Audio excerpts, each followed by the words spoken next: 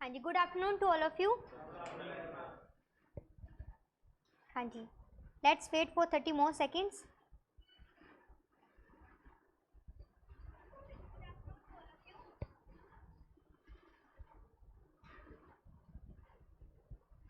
So first tell me, what's your knowledge about any optional? What do you think? How much a optional is important? Very important. So just describe this very. 500 marks. Okay. Almost 2 GS paper. Okay. So now just tell me, what do you think कि out of this 500, if this is your safe score, तो आपका rank आ जाएगा या mains clear हो जाएगा? Interview का performance बाद में देखा जाएगा, बट मेंस क्लियर हो जाएगा. 260 plus. So you are basically saying 260 Plus. 260 plus. 300 plus. So you are saying if you are getting 300 plus, then your, I am not asking for the ranking, I am just asking for कि आपका mains secure हो जाए. 250 plus, the basically it's 250 plus. So 250 plus is the safe score. And let me tell you, first मैं अभी ये बोल रही हूँ कि इन दी एंथ्रोपोलॉजी 250 प्लस, इसका एवरेज जो अगर हम निकालें ना कि एवरेज एक स्टूडेंट कितना स्कोर कर पाता है, it's 264. That is higher than the average. जो आपको लगता है कि 250 प्लस जो ज़रूरी है to clear the mains, provided कि आपका जो आपके जीएस का पेपर है 1 2 3 4, वहाँ पे आपका एवरेज रहा हो, परफॉर्मेंस लगा सकते हो आपकी 90 to 110 के बीच में रहा हो. हाँ जी, am I audible in the online?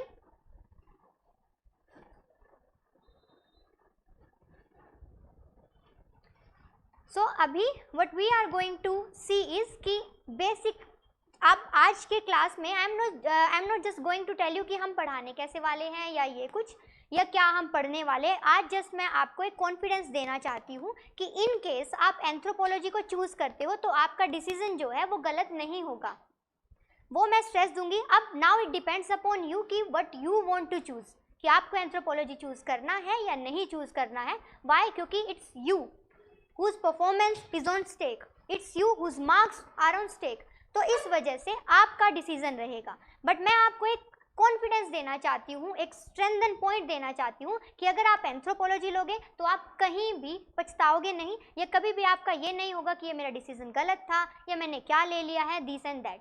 GS के साथ इसका कितना ओवरलैपिंग होने वाला है और किस तरीके से हम प्रोसीड करने वाले हैं, वो अपने मार्क्स को 264 का एवरेज है, हम क्या करेंगे, हम ये डिसाइड करेंगे आज कि इन केस हम एंथ्रोपोलॉजी लेते हैं तो हमारा स्कोर का मार्जिन हमें अपना रखना है 300 प्लस. वाई? बिकॉज अगर मैं आपको बताऊं, चलिए मैं बताती नहीं हूँ, मैं आपको दिखाती हूँ कि कौन कौन से टॉपर्स ने कब कब एंथ्रोपोलॉजी को लिया है, उनका कितना मार्क्स का मार्जिन रहा है. सो अभी आप सबको पता ही होगा कि 2020 में एयर 1 जो शुभम कुमार जी थे उनको कितना मिला है, 320. Fine. Then Lakshmi Nagpal 362 it is the highest marks की एंथ्रोपोलॉजी में जो अचीव किया गया है. अब यहीं से आप सबका देख सकते हो, अक्षय जैन जी 2018 335. अब इनका बैकग्राउंड क्या था, जो अक्षय जैन थे engineer, he is a engineer, science background से नहीं थे, इंजीनियर थे. आज मैं आपके जो भी मिथ्स हैं रिगार्डिंग दी एंथ्रोपोलॉजी की, क्या यहाँ पे तो मंकीज़ का स्टडी किया जाता है या यहाँ पे तो साइंस भरा हुआ है, या जिस भी तरीके से जो भी मिथ है आपको वो भी मैं डायरेक्टली, देखिए मैं बोल के कुछ नहीं बताऊंगी, मैं आपको प्रूफ दूंगी, मैं आपको सिलेबस दिखाऊंगी, मैं आपको डिफरेंट डायमेंशंस दिखाऊंगी, उसके बेसिस पे मैं बताऊंगी कि किस तरीके से आपको डिसीजन लेना चाहिए. तो ये आप मार्क्स का मार्जिन देख सकते हैं, इनके बारे में मैं ज़्यादा नहीं बोलूँगी. देखिए मैं क्यों नहीं बोलूँगी, क्यों? क्योंकि किसी भी पर्सन के मार्क्स ये डिपेंड करते हैं ऑन दैट पर्टिकुलर इंडिविजुअल. अब वो अगर उन्होंने बहुत ज़्यादा हार्डवर्क किया है और उनके हार्डवर्क, उनके मार्क्स देख के जस्टिफिकेशन मिल रहा है, बट हमें यहाँ से क्या स्ट्रेंथन, क्या कॉन्फिडेंस मिल सकता है दैट कि एंथ्रोपोलॉजी ये साइंटिफिक सब्जेक्ट भी है, ये एनालिटिकल सब्जेक्ट भी है, ये एक सोशल सब्जेक्ट भी है. इट मीन्स कि अगर आपको कहीं लगता है, देखिए मुझे आप बताइए कि क्यों ये कहा जाता था कि अगर मैथ्स है तो मैथ्स में ज़्यादा मार्क्स स्कोर कर सकते हो, हिंदी इंग्लिश या सोशल साइंस में इतना मार्क्स स्कोर नहीं कर सकते, क्यों कहा जाता था? मार्किंग. क्योंकि आपको पता है कि मैथ्स में अगर आपका या आप अगर वहाँ पे अगर आपका मार्क्स अच्छा है, अगर मान लीजिए आपने किसी सम को सॉल्व कर दिया है तो no one can cut your marks. तो इसका मतलब ये है कि इस तरीके के साइंटिफिक एनालिटिकल जो सब्जेक्ट्स होते हैं वहाँ पे कोई स्कोर आपके कट नहीं कर सकता, पहला तो ये, बट वहाँ एक्यूरेसी मैटर करता है। दूसरा पॉइंट क्या आ जाता है कि जिस तरीके के सोशल साइंस टाइप के सब्जेक्ट होते हैं, इन पर्टिकुलर सब्जेक्ट्स में बेसिकली क्या होता है कि यहाँ पे आप बहुत अच्छा लिख लो बट दूसरे से डिफरेंस कर पाना मुश्किल होता है। जैसे कि मैं बाकी अपना जनरल जीएस की क्लासेस में भी मैं हमेशा यही बोलती हूँ कि आपको बहुत अच्छा आंसर नहीं लिखना है, बहुत अच्छा आप लिख भी नहीं सकते हो, सबसे अच्छा कोई नहीं लिख सकता है, बस आपको करना क्या है, दूसरा बुरा लिख रहा है आपको उससे कम बुरा लिखना है। कि एक सीरीज में एग्जामिनर के पास 10 कॉपी आई हैं, 10 कॉपी में से 9 बुरी हैं, आपने कम बुरा कर दिया है। वाई? क्योंकि there is no standard for the UPSC कि उसमें किसका क्या होना चाहिए। उसमें मैं एग्जाम्पल क्या देती हूँ कि आपको नहीं बताना है अरिजीत सिंह अच्छे सिंगर है या राहत फतेह अली खान, आपको बताना है कि टोनी कक्कड़ और ढिंचैक पूजा में कम गंदा कौन है। ठीक है, आपको बेसिकली ये बताना है। सो अभी हम देखेंगे story of the Lakshmi and rank, जिनका 45 रैंक रहा है यूपीएससी 2018 में। हाईएस्ट मार्क इन्होंने एक माइलस्टोन सेट किया है 362 मार्क्स लेके। इतना मार्क्स अचीव कर पाना किसी भी सब्जेक्ट में बहुत बहुत ज़्यादा डिफिकल्ट है, बट मैं आपको बता दूं ये इन्होंने किया कितने टाइम पीरियड में, जिससे कि आपको पता चल जाए कि एंथ्रोपोलॉजी का सिलेबस कितना है, बहुत ज़्यादा है, बहुत कम है, कितने टाइम पीरियड में ये किया जा सकता है और क्या कुछ आप पर्टिकुलर एक डायरेक्शन आपको मिल जाएगी। सो इनकी जर्नी स्टार्ट होती है 2014 से, जब इन्हें ये लगा कि हाँ मुझे यूपीएससी करना है। साउथ से ये बिलोंग करते हैं, वहाँ इतना क्रेज नहीं था उस टाइम पे, तो 2015 में इनके सब फ्रेंड्स ने ये किया कि चलिए हम चलते हैं दिल्ली और दिल्ली जाके हम प्रिपेयर करेंगे। बैकग्राउंड इनका क्या रहा था, इंजीनियर थी, तो इसीलिए इनका यूपीएससी के साथ वैसा वाला अप्रोच नहीं बैठ रहा था। वाई? बिकॉज जीएस में थोड़ा थ्योरेटिकल सब्जेक्ट आ जाते हैं, बट इन्होंने कहा कि हाँ करना है तो करना है। 2016 में इन्होंने अपने जॉब से रिज़ाइन कर दिया, सॉफ्टवेयर इंजीनियर थी बेसिकली। सो 2016 में इन्होंने रिज़ाइन कर दिया। 2017 में इन्होंने अपना एग्ज़ाम दिया। 2017 में जब इन्होंने अपना एग्ज़ाम दिया उस टाइम पे इनका ऑप्शन था सोशियोलॉजी। इस ऑप्शन के साथ उन्होंने अपना एग्ज़ाम दिया बट वो क्लियर नहीं कर पाए। तो ये टाइम पीरियड कब था कि जब उनका प्रीलिम आने वाला था, मेंस क्वालिफाई नहीं कर पाई, जैन में उनका रिजल्ट आया। उन्हें ये हो गया कि इंजीनियर हूँ मैं, सोशियोलॉजी मेरी अप्रोच नहीं है, कि ये मेरे से नहीं होगा, तो उन्होंने अपना चेंज किया। जैन टू मार्च उन्होंने एंथ्रोपोलॉजी का पेपर 1 पढ़ा। अब आप ये समझिए कि जनवरी तक तो आपको ऑप्शनल भी ख़त्म हो जाना चाहिए, इस टाइम पीरियड पे आप इतना रिस्क ले रहे हो, तो भी उन्होंने रिस्क लिया। जैन टू मार्च में उन्होंने अपना जीएस के साथ साथ प्रिपरेशन करते हुए, थोड़ा इतना ज़्यादा टाइम भी नहीं दे पाई, बट फिर भी इन्होंने अपना ऑप्शनल जो पेपर 1 है एंथ्रोपोलॉजी का उसको कंप्लीट कर लिया। ऑप्शनल पेपर 2 इन्होंने कब किया, आफ्टर प्रीलिम, और उसके उसी अटेम्प्ट में, कब की बात कर रही हूँ मैं, 2017 में नहीं कर पाई थी, तो जैन 2018 की बात है। सो फिर उनका प्रीलिम आया 2018 में, प्रीलिम को क्वालिफाई किया। प्रीलिम उनके लिए कोई इतना बड़ी बात नहीं थी। फिर उन्होंने मेंस में, वो बोला जाता है कि क्या खेला हो बे, तो उन्होंने मेंस में खेला कर दिया। सो मेंस में she got 362 in the anthropology. Time period देखिए कि कितना कम टाइम देके कितनी स्पेशलाइजेशन के साथ यहाँ पे किया जा सकता है। मैं नहीं बोल रही हूँ हर कोई करेगा, मैं बोल रही हूँ अगर कोई डेस्परेट हो हार्ड वर्क को लेके तो वो कर सकता है। इसीलिए नेक्स्ट अब हम देखते हैं कि किस किस रैंक पे कब कब जो है किन्होंने, इट मीन्स कि एंथ्रोपोलॉजी जो है ये बहुत ही ज़्यादा एक प्रोमिनेंट, बहुत ही ज़्यादा फेमस, और बहुत इसका एडवांटेज क्या है, सिलेबस बहुत छोटा है, और एडवांटेजेस क्या हैं धीरे धीरे आपको पता चलेंगी। हम ज़्यादा फोकस इन सब चीज़ों पे नहीं करेंगे, हम फोकस करेंगे हमारे सिलेबस के ऊपर। हाँ जी, सो अभी बेसिकली आप इसमें देखिए कि सिलेबस में हम डिफरेंट अभी ये मैं आपको डिटेल में बताने वाली हूँ। सिलेबस के ऊपर हमें ज़्यादा टाइम लगाना पड़ेगा। क्यों ज़्यादा टाइम लगाना पड़ेगा सिलेबस के ऊपर? क्योंकि इसमें हमें देखना है कि कौन से मिथ्स हम इसमें कट करके जाएंगे। सबसे पहली बात ये बोली जाती है कि जो जीएस का ये एंथ्रोपोलॉजी है, जीएस के साथ इसका कोई ओवरलैपिंग नहीं होता। आप अपने माइंड में अभी ये एक कंडीशन रख लीजिए कि जीएस के साथ इसका कोई ओवरलैपिंग नहीं है। अब मैं आपको इसके साथ कुछ प्रूफ दूंगी कि कहाँ है कहाँ नहीं है। पहले मुझे ये बता दीजिए, यूपीएससी का जो सिलेबस है, you all are convergent with that syllabus, होंगे ना? सिलेबस देखा है तभी तो आप यहाँ हो ना, ठीक है। सो वो सिलेबस देखने के बाद आपको ये कॉन्फिडेंस तो आया होगा कि हाँ क्या क्या किस किस तरीके से आपको ये प्रोसीजर में आगे प्रोसीड करना है, ओके। सो अब हम उसका रिलेशन बैठाएंगे किसके साथ? एंथ्रोपोलॉजी के साथ। अब इसमें कुछ ये बोलते हैं कि it's a kind of very scientific subject. So अब दूसरा कंडीशन आप अपने माइंड में क्या रखिए, पहला क्या है कि ये ओवरलैपिंग नहीं करता, दूसरा क्या है कि ये साइंटिफिक है बहुत ज़्यादा, ठीक है। तीसरा इसमें क्या बोला जाता है कि इसमें सिर्फ और सिर्फ ह्यूमन स्टडी, मीन्स ह्यूमन का बायोलॉजिकल स्ट्रक्चर, बस ह्यूमन स्टडी है, मीन्स कि मंकी से ह्यूमन कैसे बना, ठीक है। तीसरा ये क्या है कि ये शॉर्ट सा टाइम स्पेन जो कि मंकी से मैन बना, वो क्या है कि इस एंथ्रोपोलॉजी में सिर्फ वही होता है। वाई? क्योंकि कहीं पे अगर आप देखोगे ना एंथ्रोपोलॉजी, तो वहाँ पे एडवर्टीजमेंट के लिए क्या दिखाया जाता है कि किस तरीके से मंकी से इवोल्यूशन कैसे हुआ, मंकी से मैन कैसे बन गया, तो यही दिखाया जाता है। आपने भी यही देखा होगा, माइंड में कंडीशन भी यही बनी हुई होगी। फोर्थ पॉइंट क्या है कि इसका आंसर राइटिंग जो है वो किस तरीके का रहने वाला है, कि आंसर राइटिंग में क्या अप्रोच, क्या कुछ किया जा सकता है। ये चार कंडीशन अपने माइंड में रख लीजिए। वन बाय वन हम सिलेबस को देखते जाएंगे। पहला है ये पेपर 1 का syllabus, this slide and this slide खत्म। ये है पेपर 2 का सिलेबस। अब ये तो मैंने आपको फॉन्ट बढ़ा करके आपको स्ट्रेस करने के लिए दिखाया हुआ है, एंड दिस खत्म।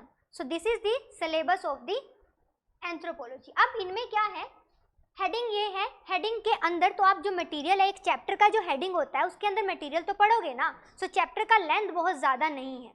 अब सबसे पहले आप देखिए meaning, scope and development of anthropology. Her subject का आप मीनिंग देखोगे, स्कोप देखोगे, ये सब कुछ देखोगे। एंथ्रोपोलॉजी क्या है? It is the science of human in space and time in totality, so it is the science of human. अब ह्यूमन में सिर्फ बायोलॉजिकल स्ट्रक्चर तो नहीं आता, अब ह्यूमन में काफ़ी सारे स्ट्रक्चर आते हैं। अब आप मुझे बताइए कि आपका इवोल्यूशन हुआ है from a small baby to आप अभी इतना एडल्ट होके आए हो, सो उसमें आपका, आप ये देखिए कि आपका फिजिकल स्ट्रक्चर चेंज हुआ है। क्या सिर्फ फिजिकल स्ट्रक्चर चेंज हुआ है? उसके साथ क्या चेंज हुआ है? मेंटल चेंज हुआ है। तो जब कोई मिथ की बात करता है रिलेटेड टू द एंथ्रोपोलॉजी, वो सिर्फ एक ही फैक्टर की बात करते हैं, that is their physical structure. But यहाँ एंथ्रोपोलॉजी में आप देखोगे कि आपके मेंटल स्ट्रक्चर की बहुत ज़्यादा बात की जाती है। क्या कोई रॉकेट साइंस लग रहा है ये? तो फिर साइंस क्यों बोलते हैं? तो क्योंकि साइंस का कुछ पार्ट है। अब जीएस में साइंस का पार्ट है या नहीं है? कौन से पेपर में है? जीएस पेपर 3 में है, प्रीलिम में भी है, साइंस एंड टेक। तो आपने क्या उसको बोला साइंस एंड टेक से रिलेटेड, उसको बोला साइंटिफिक, देन वाई? ठीक है, सो पहला मिथ गया ना, it's not a scientific subject. यहाँ पे आप देखोगे एंथ्रोपोलॉजी का meaning definition, it's very simple. अब मैं आपको बता दूं कि मैं कैसे करवाने वाली हूँ। मैं यूजुअली एकदम से, जैसे कि पहले के प्रोफेसर्स करवाते हैं या जो अभी भी मार्केट में है, मैं उस अप्रोच के साथ नहीं चलती हूँ। जिन्होंने मेरे से पहले भी पढ़ा उन्हें पता भी होगा, प्रिंटेड नोट्स मैं पहले दे देती हूँ, ठीक है। या तो क्लास से पहले उस पर्टिकुलर सब्जेक्ट के मिल जाएंगे या एक कंपाइलेशन मिल जाएगी, वो तो जिस भी तरीके से हमारा कोऑर्डिनेशन बनेगा, प्रिंटेड नोट्स मिल जाएंगे। उसके बाद मैं आपको क्लास में डिक्टेटेड नोट्स बनवाऊंगी। डिक्टेटेड नोट्स क्यों होंगे? सो दैट कि देखिए, यूजुअली मैं हमेशा बोलती हूँ मेंस के लिए कभी आप नोट्स मत बनाओ, प्रीलिम के लिए बनाओ, बट ऑप्शनल के लिए मैं बोलूँगी कि नोट्स बनाने पड़ते हैं। अब मैं रीज़न समझाती हूँ क्यों। मेंस का पर्टिकुलर ऑब्जेक्टिव क्या रहता है कि मेंस के लिए आप प्रीलिम में बहुत अच्छा पढ़ के आ चुके हो, इसीलिए मेंस का जो टाइम स्पेन होता है प्रीलिम और मेंस के बीच में, उस टाइम पीरियड में आपको बहुत ज़्यादा उस टाइम पे पढ़ने की ज़रूरत नहीं होती। उस टाइम पे सिर्फ और सिर्फ आपको प्रैक्टिस करने की ज़रूरत होती है। इस वजह से वहाँ उस टाइम पे इतना पढ़ा नहीं जाता है, ऑलरेडी माइंड में होता है, आपको सिर्फ वैल्यू एडिशन करना होता है, तो इसीलिए उस टाइम के लिए नोट्स नहीं बनाने चाहिए। ये हो गया मेंस के लिए। बट अगर मैं बात करूँ ऑप्शनल की, तो ऑप्शनल के लिए नोट्स बनाने चाहिए, वो भी शॉर्ट नोट्स। अब मैं रीज़न बता देती हूँ क्यों। आपको पूरा एक बड़ा सब्जेक्ट रिवाइज करना है, और वो भी कैसा रिवाइज करना है? ताज़ा ताज़ा रिवाइज करना है। क्यों? क्योंकि अगर आपका जीएस पेपर 1, 2, 3, 4 एक दिन हुआ, उसके बाद ये सैटरडे संडे को हो जाते हैं, फिर आपका 5 डेज का छुट्टी रहता है, देन आपके ऑप्शनल का पेपर होता है, उसके बाद कंपलसरी पेपर होता है लैंग्वेज का। सो इस 5 डेज के टाइम स्पेन में आपको पूरे सिलेबस की एक रीडिंग लेनी है। नहीं ले पाए तो फिर कुछ कुछ पॉइंट भूल जाएंगे। इस 5 डेज के लिए हमें अभी से तैयारी करके अपने वैसे रनिंग नोट्स, डिक्टेटेड नोट्स बनाने हैं, सो दैट कि मैं कुछ शॉर्ट में देखूँ। लैंग्वेज तो मुझे बनानी आ गई है क्योंकि मैंने प्रैक्टिस कर लिया है, बट वो मैं शॉर्ट नोट्स देखूँ तो मेरा वो पूरा का पूरा सिलेबस रिवाइज हो जाए with in 5 days. Otherwise 5 days में पूरा सिलेबस करना तो बड़ा डिफिकल्ट होता है, क्योंकि अगर आप लाइन टू लाइन करोगे, प्रिंटेड नोट्स में से पढ़ोगे, तब डिफिकल्ट हो जाएगा। इसीलिए पहला हम क्या करेंगे, प्रिंटेड नोट्स मैं दूंगी। दूसरा हम क्या करेंगे, दूसरा हम डिक्टेटेड नोट्स जो कि हम क्लास में बनाएंगे। तीसरा क्या होगा कि PYQ के मॉडल आंसर मैं प्रोवाइड करवाऊंगी। यूजुअली क्या होगा, 5 डेज का हम क्लास रखेंगे, मंडे टू फ्राइडे। सैटरडे और संडे का आपका ऑफ रहेगा, बट ऑफ रहेगा क्लास में आने का, काम करने से ऑफ नहीं रहेगा। यूजुअली मैं बोलती हूँ 6 डे पढ़ना है, संडे को चिल रखना है, तो संडे को वैसे भी चिल रखेंगे। हम क्या करेंगे, एक पर्टिकुलर हमने पोर्शन पढ़ लिया, सपोज करो कि 5 डेज में हमारे ये 3 पोर्शन खत्म हो गए, एंड खत्म हो भी जाएंगे, इवन 4th वाला भी हम स्टार्ट कर लेंगे। तो क्योंकि 3 पोर्शन हमारे कंप्लीट हो गए, तो ये 3 पोर्शन के नोट्स मैंने बनाए हैं। मैं अभी दिखाऊंगी भी कि किस तरीके से नोट्स मैं बना रही हूँ। ये मैं हेडिंग वाइज बनाऊंगी, मीन्स आपको मैं जेनरिक इंट्रोडक्शन प्रोवाइड करवाऊंगी, जेनरिक कंक्लूजन प्रोवाइड करवाऊंगी, और मटेरियल भी मैं जेनरिक हेडिंग वाइज प्रोवाइड करवाऊंगी। अब ये प्रोवाइड करवा दिए, उसके बाद मैं आपको PYQ ही दूंगी। मैं आपको जनरल ऐसे वैसे कहीं से क्वेश्चन नहीं दूंगी। क्यों? क्योंकि अगर आप ऑप्शनल के 10 ईयर या 15 ईयर के क्वेश्चन का मॉडल आंसर प्रिपेयर कर लेते हो, सो एंथ्रोपोलॉजी में देखा गया है कि क्वेश्चन जो है रिपीट होके आते हैं, और बहुत शॉर्ट सेंटेंसेस के क्वेश्चन आते हैं और रिपीट होके आते हैं।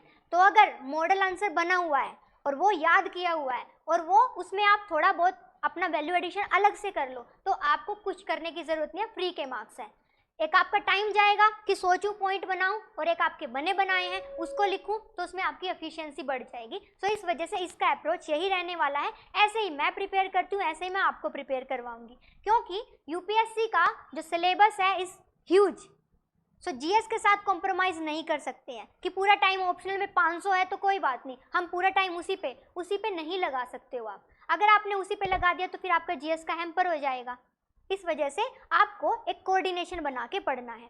अब आप इसका देखिए, फर्स्ट आपने देख लिया कि एंथ्रोपोलॉजी इसका अदर डिसिप्लिन के साथ, अदर डिसिप्लिन में मैं बता दूं कि क्या क्या आएगा। सोशियोलॉजी के साथ इसका क्या रिलेशन है, इकोनॉमिक के साथ क्या इसका रिलेशन है, इसका साइकोलॉजी के साथ क्या रिलेशन है, सोशल साइंसेस के साथ क्या रिलेशन है, हिस्ट्री के साथ क्या रिलेशन है। ये एक एक 2-2 पेज के होंगे, इससे ज़्यादा नहीं होगा कि कौन से सब्जेक्ट के साथ इसके कितनी सिमिलैरिटी है, किसके साथ इसके कितना डिफरेंसेस है, ये होगा।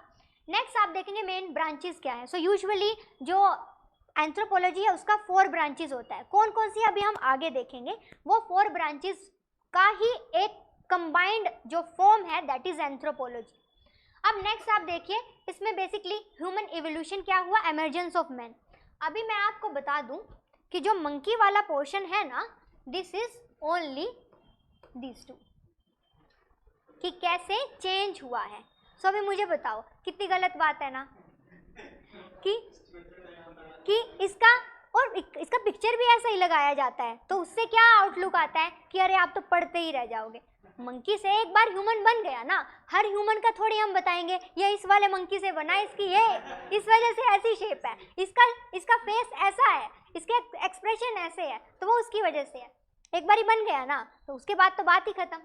नेक्स्ट आप देखोगे कि फाइलोजेनेटिक स्टेटस क्या है, कैरेक्टरिस्टिक्स क्या है। अब इसका एक इन जनरल मैं आपको व्यू बता देती हूँ कि बेसिकली क्या होता है। प्राइमेट्स में हम क्या देखते हैं, प्राइमेट्स में हम वो पर्टिकुलर एनिमल्स को देखेंगे जो कि मंकी से मिलते जुलते हैं और जिनकी वजह से हमें लगता है कि उनमें हल्का मॉडिफिकेशन होके हम ह्यूमन में कन्वर्ट हुए हैं। ऐसे तो आपने वो हेरा फेरी मूवी में देखा होगा ना, हाँ, सो चिंपैंजी जो है वो पीछे पड़ जाता है, हाँ, तो हम चिंपैंजी के पीछे पड़ जाएंगे, हम अदर प्रीमेट्स के पीछे पड़ जाएंगे, एंड इट्स ओनली अ 1 सब टॉपिक, इससे ज़्यादा नहीं होगा। इसके ऊपर आपको कोई बुक नहीं मिलेगी, इसके ऊपर आपको सिर्फ 3 से 4 पेजेस का एक प्रिंटेड मटेरियल मिलेगा, इससे ज़्यादा ये कुछ नहीं है। सो प्लीज़ उसको लेके, तो अब इसमें एक और मिथ है कि इसमें बहुत ज़्यादा मगिंग अप करना पड़ता है।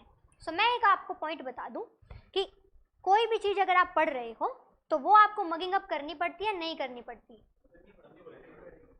कोई भी आप इन जनरल अभी आप बता दीजिए, आप NCERT कर रहे हो, NCERT छोड़िए, आप हिस्ट्री पढ़ रहे हो, आप मॉडर्न हिस्ट्री पढ़ रहे हो, या फिर आप एंशिएंट हिस्ट्री पढ़ रहे हो, इवन पॉलिटी पढ़ रहे हो तो वहाँ आप आर्टिकल ये सब चीज़ आप पढ़ रहे हो, आप सिर्फ पढ़ते नहीं हो, आप याद करते हो ना। सो हर चीज़ याद करनी पड़ेगी। इसमें भी वही बात है कि याद करना पड़ेगा। एक बार याद कर लोगे, और वो याद करने का आप मेरे ऊपर छोड़ दीजिए। यूजुअली क्या होता है इकोनॉमिक्स का कुछ भी आप जो हमने बनाया था ना जय नारायण वाला दिस ऑल दैट, सो वो बेसिकली क्या है कि वो मैं आपको क्लास में यही याद करवा के ही भेजूंगी, ठीक है। उतना आप ट्रस्ट रखना मेरे पास। जो पढ़े हैं उनको तो होगा, तो जोर से बोलो ना। हाँ जी हाँ, गुड आफ्टरनून, काफ़ी लेट हो गए। सो जिन्होंने पढ़ा है उन्हें पता है, जिन्होंने नहीं पढ़ा है उन्हें पता चल जाएगा। देखिए एक ही चीज़ का कॉन्फिडेंस है मुझे, बस मुझे ये कॉन्फिडेंस है मैं जो स्टूडेंट्स हैं उनका माइंड सेट पढ़ पाती हूँ। बस मेरे को ये कॉन्फिडेंस है कि किसको किस अप्रोच के साथ पढ़ना है वो। नेक्स्ट आप देखिए, इसमें आएगा फाइलोजेनेटिक स्टेटस, कैरेक्टरिस्टिक्स क्या है, ज्योग्राफिकल डिस्ट्रीब्यूशन क्या है फॉसिल ह्यूमंस का। तो फॉसिल ह्यूमंस का आपको एक बार डिस्ट्रीब्यूशन देख लेना है, वो तो आपको भी पता होगा। अभी भी अगर मैं बात करूं कि इंडस वैली सिविलाइजेशन से रिलेटेड या कहाँ पे कौन से फॉसिल्स मिले हैं ये सब कुछ। सो अब ये जो पोर्शन है दिस इज एंशिएंट का तो पार्ट है, साथ में this is related to the current से रिलेटेड है हल्का सा। बट मुझे बताइए कितना करंट से रिलेटेड है? बहुत कम।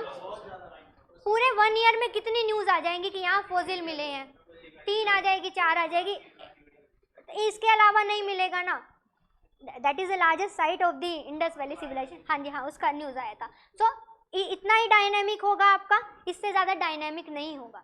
डायनेमिक से मेरा मतलब है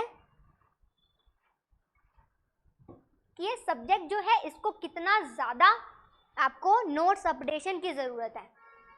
इसको बहुत ज़्यादा नोट्स अपडेशन की ज़रूरत नहीं है। इस सब्जेक्ट का सबसे मेन बेनिफिट मैं आपको बताती हूँ क्या है। सबसे मेन बेनिफिट इस सब्जेक्ट का ये है कि जो इसमें यूनिट्स है ना इंटर रिलेटेड नहीं है।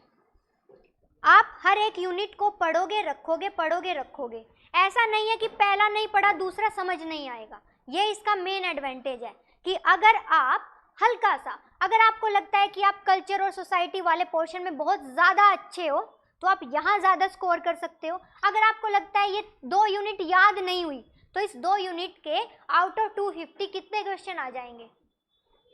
1 आ जाएगा, 2 आ जाएगा, इससे ज़्यादा तो नहीं आएंगे ना। तो 15 और 20 मार्क का क्वेश्चन पे आप खेला ओबे कर सकते हो या नहीं? बिल्कुल कर सकते हो। अभी ये जो पोर्शन है ना आर्कोलॉजी वाला, पेपर 1 का ये पोर्शन और पेपर 2 में भी आर्कोलॉजी का एक पोर्शन आता है, वो पोर्शन, ये 2 पोर्शन जो है ये आपके सीधा सीधा मैच करते हैं किसके साथ? आपके एंशिएंट इंडिया के साथ। मैंने किसका नेम बोला अभी? Ancient India. जीएस का सब्जेक्ट है या नहीं है? ओवरलैपिंग हुई, फर्स्ट कंडीशन फुलफिल हुई, ठीक है। सो फर्स्ट कंडीशन फुलफिल होती है। हाँ जी, लेट हो गए आप।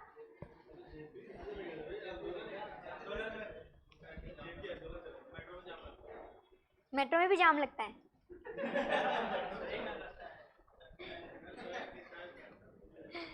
मेट्रो स्टक होती है, जाम नहीं लगता। These are the rich people, they don't know कि ट्रांसपोर्टेशन कैसा रहता है। कि हाँ जी शोएब, मेट्रो में जाम लगता है, मेट्रो में जाम लगता है। That is also a kind of human evolution. Metro stuck होता है। सो अभी आर्कोलॉजी वाला ये किससे रिलेटेड है? Ancient India. सो ये पोर्शन अभी मैं देखो ये भी नहीं बोलूँगी कि एंशिएंट इंडिया का वो पोर्शन पढ़ लिया ये हो गया। जनरल स्टडीज़ का मतलब होता है जनरल स्टडीज़, ऑप्शनल का मतलब होता है स्पेसिफिक स्टडी। तो उससे एक पॉइंट बढ़ के है और उससे एक पॉइंट बढ़ के है। उसको भी मैं सुपरफिशियली आपको इतना सुंदर सुंदर नहीं दिखाऊंगी, जैसा है मैं वैसे ही दिखाऊंगी। नेक्स्ट आप देखिए इसमें क्या आ जाता है? Nature of culture, nature of society. अब मुझे बताइए society, the marriage, the family, ethics में आपने क्या पढ़ा था? Role of family, role of your peer group, role of society, kinship. अब इकोनॉमिक ऑर्गेनाइजेशन किसमें? इकोनॉमिक ऑर्गेनाइजेशन, अरे इकोनॉमिक ऑर्गेनाइजेशन कहाँ होंगे? इकोनॉमिक्स में होंगे। So it is basically the portion of economic anthropology. इसमें बेसिकली हम रिलेशनशिप देखते हैं नहीं नहीं वो नहीं आएगा इसमें। इसमें बेसिकली हम क्या करते हैं, इसमें हम उन पर्टिकुलर ह्यूमन इवोल्यूशन का इकोनॉमिक ऑर्गेनाइजेशन के साथ क्या रिलेशन है हम वो देखते हैं। नहीं नहीं नहीं नहीं वो नहीं आएंगे, वो नहीं आएंगे, इकोनॉमी वाले नहीं आएंगे। बेसिकली क्या है, नहीं नहीं एक सेकेंड, ह्यूमन एवोल्यूशन से हमारा मतलब क्या है कि ह्यूमन कैसे इवॉल्व हुआ है, उसका आपने फिजिकल स्ट्रक्चर देख लिया, अब आपको उसका सोशल स्ट्रक्चर, उसका इकोनॉमिक स्ट्रक्चर, उसका पॉलिटिकल स्ट्रक्चर, ये सब कुछ देखने हैं। तो इकोनॉमिक एंथ्रोपोलॉजी का मतलब है कि आप ह्यूमन, साइंस ऑफ ह्यूमन का स्टडी कर रहे हो इकोनॉमिक पर्सपेक्टिव से, मीन्स इकोनॉमिक ऑर्गेनाइजेशन के साथ लिंक करके, वो इसमें पर्टिकुलर पोर्शन आ जाएगा। अभी जैसे मैंने बताया था ना ब्रांचेस, तो वो मैं धीरे धीरे आपको बताती चलूँगी। एक पूरा पाई चार्ट है जिसमें आपको ब्रांचेस पता चलेंगी कि एंथ्रोपोलॉजी की ब्रांचेस क्या क्या हैं। ऐसे ही इसमें ये पोर्शन आ जाएगा। अगर आपको जीएस का नॉलेज है related to the economic organization तो भी, अगर नहीं है क्योंकि उसमें तो वैसे भी जनरल पढ़ रहे हैं, यहाँ हम स्पेसिफिक पढ़ेंगे तो यहाँ हम इसको कनेक्ट करके पढ़ेंगे। समझ आया? अब मुझे ये पोर्शन बता दीजिए ये किस में आता है। जीएस पेपर 1 में क्या क्या आता है? हिस्ट्री अरे इतना भी वो नहीं होगा। हाँ, तो सबसे पहले जीएस 1 में हिस्ट्री आता है, आर्ट एंड कल्चर आता है, ज्योग्राफी आता है, सोसाइटी। सो दिख रहा है?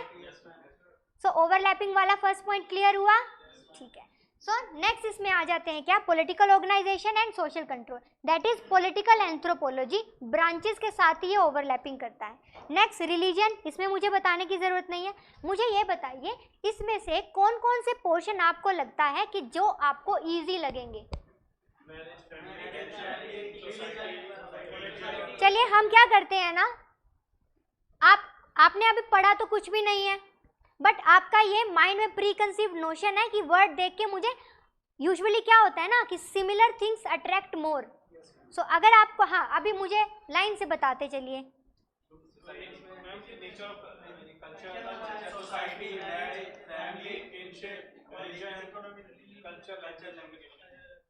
कितना यूनिट है? 1 2 3 4 5 6 7 7 यूनिट्स ऐसी लग रही हैं आपको कि जानी पहचानी है। तो क्या नया सब्जेक्ट है, इसमें बहुत ज़्यादा रॉकेट साइंस नहीं है, इन जनरल हम लेके चलेंगे। बट हमें वो इन जनरल, इससे क्या होगा, एक तो आपका एथिक्स स्ट्रॉन्ग हो जाएगा। एथिक्स स्ट्रॉन्ग होने के साथ साथ आपका in the GS paper 1 Indian society and in the GS paper 2 vulnerable section, और उसमें भी कुछ आपका सोशल जस्टिस वाला जो पार्ट आता है वो आपका यहाँ से हो जाएगा, क्योंकि उसमें आपको जनरल पढ़ना है, यहाँ आप स्पेसिफिक पढ़ोगे तो इसका नॉलेज का यूज़ करके आप उसको आराम से कर सकते हो। ठीक है, नेक्स्ट हम आ जाएंगे नेक्स्ट पोर्शन में। इसमें देखिए रिसर्च मेथड के ऊपर बात की गई है। मैं आपको बता दूं कि एक बारी प्रीलिम में रिसर्च मेथड से रिलेटेड क्वेश्चन आया था कि यूजुअली क्या किया जाता है आर्कियोलॉजी में, ये देखा जाता है कि हमें पर्टिकुलर किस मेथड के थ्रू डेटा को एनालाइज करना चाहिए। यूजुअली हम क्या करते हैं, हम जब भी कोई फॉसिल मिलता है तो हम ये बताने की कोशिश करते हैं कितने ईयर्स पुराना है, तो हम क्या करना चाहते हैं, डेटिंग बताना चाहते हैं। सो वो डेटिंग के ऊपर प्रीलिम में भी क्वेश्चन आया है। सो अब मैं ये नहीं बोल रही हूँ कि आपका वहाँ से सॉल्व हो जाएगा, but I want to tell you this thing कि ये पर्टिकुलर चीज़ें जो है आपके लिए न्यू नहीं है। ऐसा नहीं है कि ये आपको न्यू लगेगा कि एकदम से कुछ नया ही मिल गया। ये पूरा का पूरा ऐसा सब्जेक्ट है जो कि आप ड्यूएबल है, आप आराम से कर सकते हो अगर आप करने की कोशिश करो तो। ना करें तो, करें तो, ना करें तो आईएएस भी नहीं बन पाओगे, कर रहे हो तो चांस बन सकता है ना। नेक्स्ट जो है ये जो पर्टिकुलर मेंडेलाइन जेनेटिक्स जो है इसमें आ जाती है बायोलॉजी, इसमें आ जाता है जो आपका क्रोमोसोम वाला पार्ट है, ये आ जाता है बायोलॉजी। और मैं आपको बता दूं कि ये जो बायोलॉजी पार्ट है ये आपका साइंस एंड टेक में प्रीलिम में भी, साइंस एंड टेक में मेंस में भी आता है। सो यहाँ कौन सा पेपर ओवरलैप कर रहा है, जीएस पेपर 3। लेकिन ये बोला जाता है कि ये साइंटिफिक सब्जेक्ट है। फर्स्ट वाले पोर्शन में जो अभी हमने देखा उसमें साइंस का कोई मिला था क्या, इसमें हमें क्या क्या ओवरलैपिंग मिला था, सोसाइटी, कल्चर, इकोनॉमिक्स का मिला था, हल्का सा पॉलिटिकल ऑर्गेनाइजेशन, पॉलिटी का मिला था। यहाँ पे आपको किसका मिला, अभी हम देखते हैं आप साइंस एंड बायो। जेनेटिक्स से लेके ये ये इतना पोर्शन जो है ये आपका बायो से रिलेटेड है। अब अगर कोई ये बोले कि नहीं मेरे से नहीं होएगा बायो, मैं कर ही नहीं सकता हूँ बायो, तो उनको मैं बता दूं कि आपको यहाँ नहीं कर सकते तो ना तो आप प्रीलिम में बहाना बना सकते हो, ना तो आप मेंस में बहाना बना सकते हो, वहाँ साइंस एंड टेक में करना ही पड़ेगा। तो यहाँ बहाना बना के कोई एंथ्रो को छोड़ सकता है बट वहाँ नहीं छोड़ सकता। सो इस वजह से एक तरफ कुआं दूसरी तरफ खाई, तो इससे अच्छा है कि जो आपके सामने माउंटेन है एंथ्रो का उसके ऊपर खड़े हो जाओ।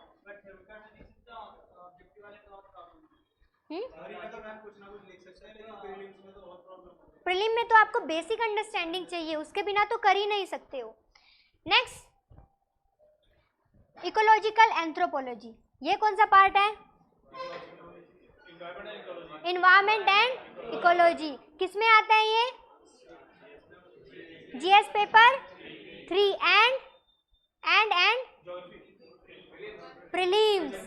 प्रीलिम्स में आता है। So this is the ecological anthropology. अभी मैं देखिए खुद ओवरलैपिंग नहीं कर रही हूँ, सिलेबस के साथ मैं आपको दिखा रही हूँ, और सिलेबस मैंने तो बनाया नहीं है, किसने बनाया? यूपीएससी ने। मैं आपको बता दूं कि 2013 से पहले anthropology was not so much famous और इसका सिलेबस बहुत ज़्यादा वाइड था। उस टाइम पे इसकी ये एक्चुअली जो मिथ अभी चल रहा है ना 2013 से पहले वो एक्चुअली था, बट 2013 आने के बाद जो पैटर्न चेंज हुआ है उसके बाद क्या किया गया, एंथ्रोपोलॉजी के सिलेबस को छोटा किया गया। उस टाइम पे ये इसमें मेजर चेंज इस सब्जेक्ट में किया गया था।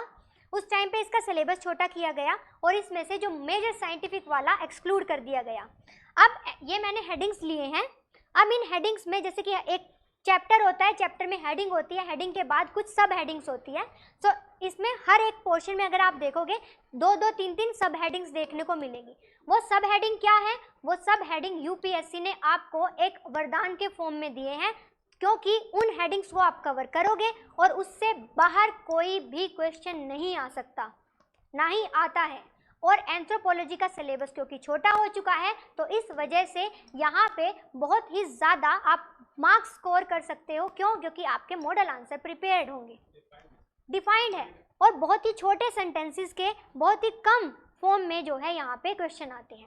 अब नेक्स्ट आप देखिए concept of human growth and development. अब जब ये वर्ड आ गया ना ह्यूमन ग्रोथ एंड डेवलपमेंट, सो यहाँ पे फिजिकल डेवलपमेंट नहीं, यहाँ पे मेंटल डेवलपमेंट। सो यहाँ पे आता है क्या? Mental development. Next relevance of menarche, menopause and other bio events related to the fertility. Otherwise भी ये किस में करना है? बायो में करना है, साइंस एंड टेक में करना है। अदरवाइज भी ये करना ही है आपको। तो इससे अच्छा तो ये होगा कि इसमें स्पेसिफिक कर जाए, वहाँ टाइम लगाने की ज़रूरत नहीं पड़ेगी। देखिए एक बात मैं हमेशा बोलती हूँ कि अगर आपने ऑप्शनल के लिए पढ़ा है ना, तो भी आपको कहने की बात होती है ये ओवरलैपिंग, तो भी आपको जीएस के पर्पस से भी एक बारी तो पढ़ना पड़ेगा। अगर मैं आपको बोलूं कि यहाँ आपने ऑप्शनल में सब कवर कर लिया, तो भी आपको यहीं पे साइंस एंड टेक का क्लास लेना पड़ेगा, यहीं पे एनवायरनमेंट का क्लास लेना पड़ेगा, और ये हर सब्जेक्ट के साथ होता है। और ये आप सब भी एडमिट करोगे कि ये होता है, क्योंकि आपको वो क्लासेस लेनी पड़ती हैं।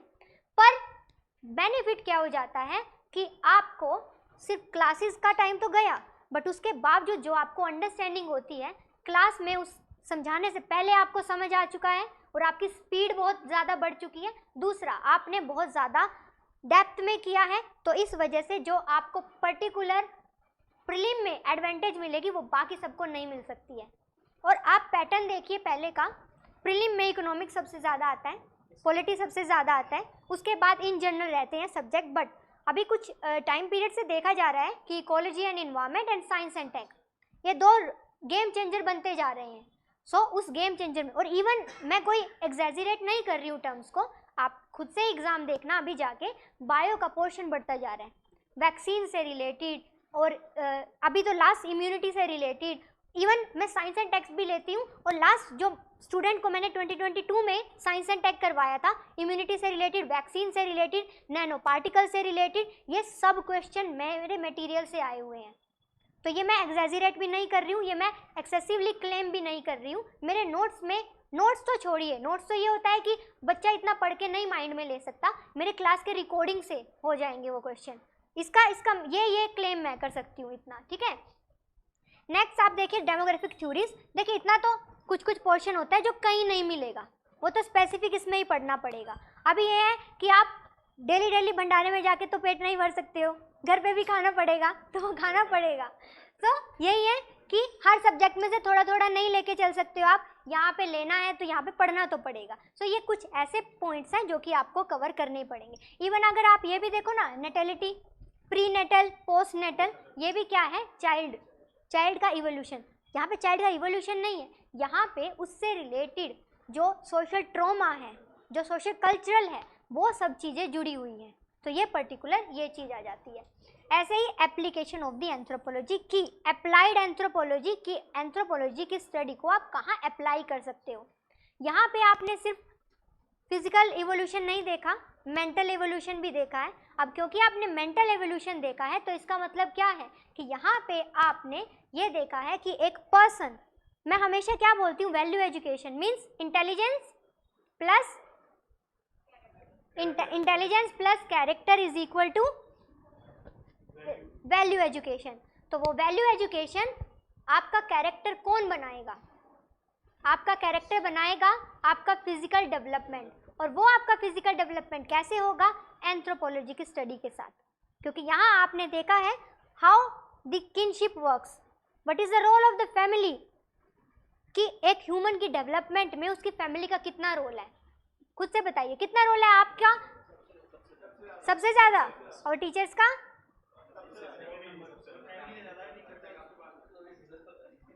फैमिली का ज़्यादा है, उसके बाद टीचर का आता है। क्यों? क्योंकि एक टीचर एक क्लास में सब स्टूडेंट्स को इक्वल पढ़ाती है, बट हर किसी का कैरेक्टर, बिहेवियर पैटर्न, नॉलेज सब डिफर करती है। वाई? बिकॉज वो अपनी फैमिली के थिंग्स को शो कर रहे हैं। कुछ क्लास में कुछ बहुत सिंसियर बच्चे होते हैं, कुछ बहुत ज़्यादा शरारती स्टूडेंट्स होते हैं, बट वो डिपेंड करता है क्यों वो शरारती क्यों है, क्योंकि उनका बिहेवियर पैटर्न। कुछ को हम बोलते हैं ना क्लास में कि फैमिली ने सर पे चढ़ा रखा है, या फैमिली बहुत रिच है तो इसीलिए उन्हें लोगों की वैल्यू नहीं है, तो वो किसका रोल आ जाता है, फैमिली का। हाँ, तो मैंने बोल दिया टीचर, इसका मतलब मुझे प्लीज़ करने के लिए यही बोलोगे कि हाँ टीचर का।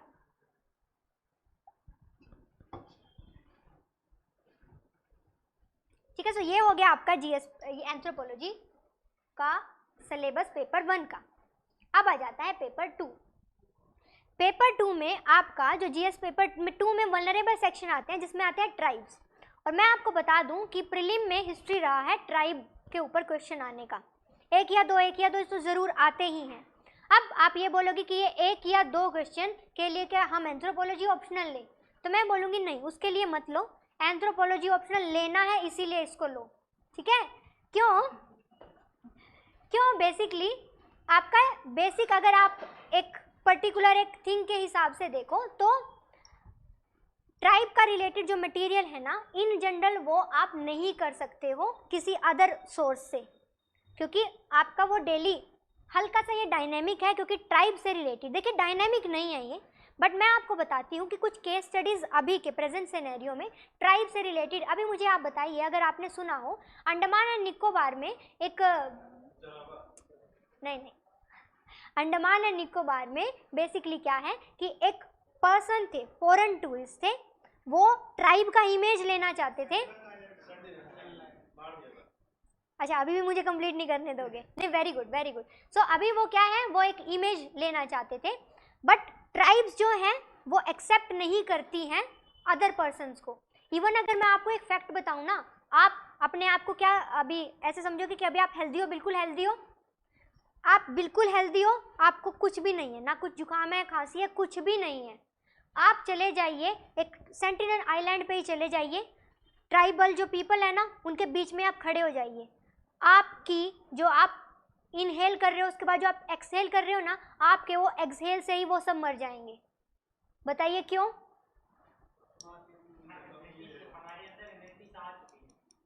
क्योंकि आप इतने हार्मफुल पोल्यूटेड इन्वायरमेंट में रह रहे हो, और उस इन्वायरमेंट में रहने के बाद आपने कुछ चीज़ों पे इम्यूनिटी क्रिएट कर ली है।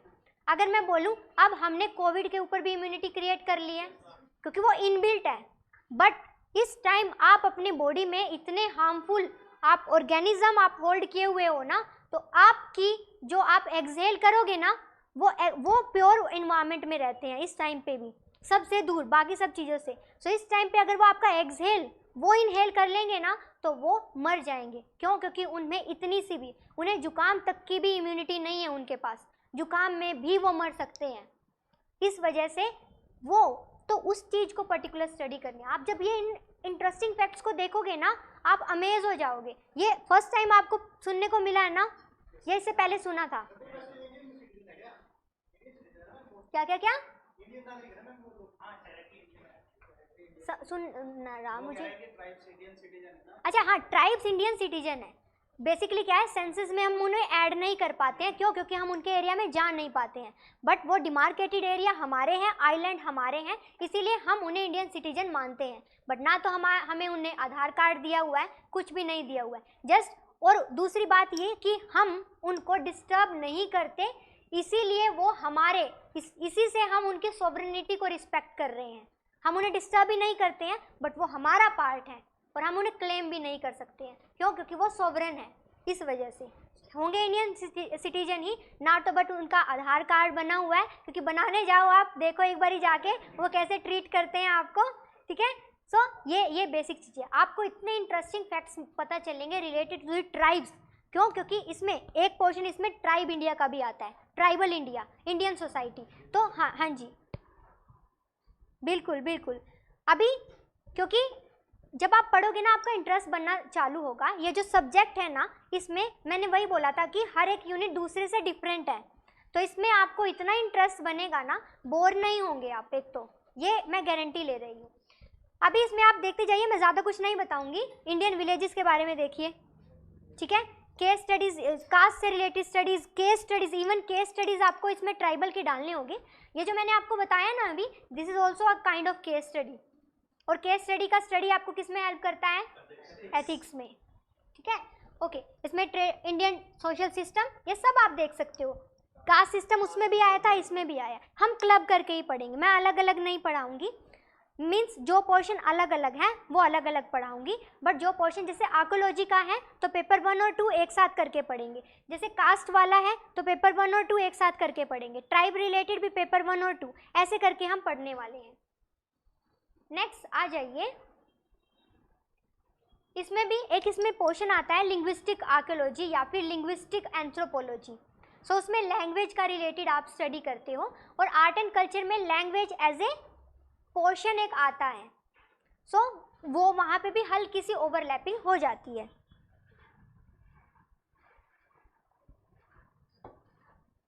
So in general it's not a new subject, वो तो मिथ है जो बनाए हुए हैं। पूरा सिलेबस आपने एक बार ही देख लिया।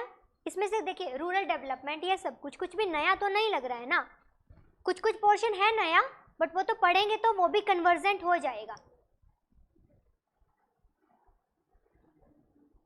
नेक्स्ट आप देखिए, सो अगर मैं आपको पोर्शन के हिसाब से बताऊं तो इसमें 5 पर्टिकुलर हेड आते हैं। इसमें से जो आपका सोशो कल्चरल वाला पार्ट है ये आता है आपका 33%। एंथ्रोपोलॉजी में ये 5 पोर्शन है। मीन्स जो आपका पूरा का पूरा सिलेबस है ना, उसे मैंने 5 हेड में डिस्ट्रीब्यूट किया हुआ है, और हम सीरीज वाइज चलेंगे। हम सबसे पहले जो सोशो कल्चरल पार्ट है उसको स्टार्ट करेंगे। उसमें मैं बता देती हूँ, हम उसी से स्टार्ट करेंगे बेसिकली। उसमें मैं बता देती हूँ मैं क्या क्या 1 2 3, देन 2 का ये पूरा portion, then 3 4 5 and then 7 and 3.2 caste system. ये किसका पोर्शन है? ये है सोशो कल्चर, जो कि कितना है 33% है। और ये 33% पोर्शन ऐसा पोर्शन है जो कि आप बता रहे हो कि आपको ये कन्वर्जेंट लगा, आपको ये ऐसा लगा कि जाना पहचाना है। उसके बाद नेक्स्ट आ जाता है फिजिकल एंथ्रोपोलॉजी। फिजिकल एंथ्रोपोलॉजी में बेसिकली जो वो आपका कि ह्यूमन एवोल्यूशन कैसे हुआ, ये सब कुछ कैसे हुआ, वो वाला पोर्शन आता है। और इसमें बायो का भी हम पोर्शन इंक्लूड करके चलेंगे, क्योंकि फिजिकल पढ़ रहे हैं ना, तो पहले स्ट्रक्चर कैसे चेंज हुआ, स्ट्रक्चर चेंज होने के बाद फिर वो लास्ट में क्या कुछ बन के निकला, कि क्या डिजीज़ हैं, क्या कुछ है, वो वाला पोर्शन पढ़ेंगे। तो इसमें बायो का पोर्शन एंड ये 2 यूनिट जो हमारी हैं related to the evolution of human, so ये हम ऐड करके चलेंगे। ये हमारा कितना हो जाता है, ये हमारा होता है 24%। हाँ, इवन मैं ये बताना भूल गई आपको, देखिए हिंदुइज्म, बुद्धिज्म, क्रिश्चियनिटी, इस्लाम किस में है? Art and culture, art and culture, art and culture.